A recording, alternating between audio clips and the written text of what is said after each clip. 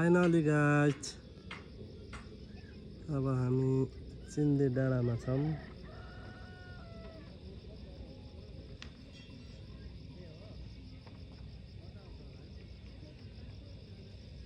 कोसी यो चाहिँ खोला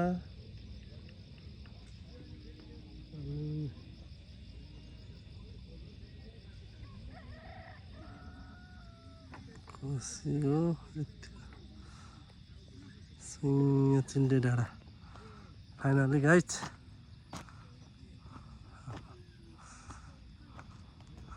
हाम्रो श्रम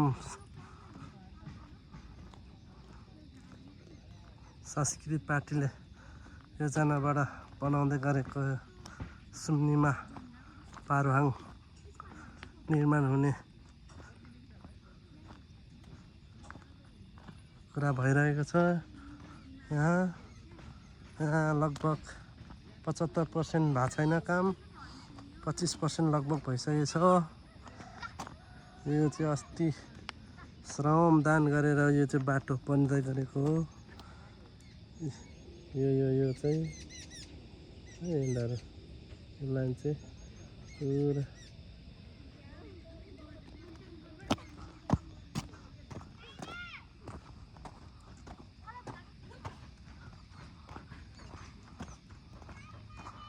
यहाँबाट चाहिँ चारैतिर देखिँदो रहेछ अनि सबै धरान भ्युज देखिने ठाउँ त्यो यो मान्छे उभिएको ठाउँबाट डाँडा धरान देखिने।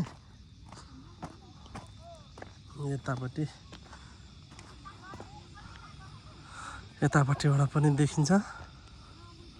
यो चाहिँ बेलेटार जाने बाटो यहाँ रहेछ, बेलेटार जाने बाटो। यो बाटो चाहिँ बेलेटार जाने बाटो हो हैन। त्यसपछि अहिले चाहिँ पुरा कुहिरो लागिरहेछ यहाँमा।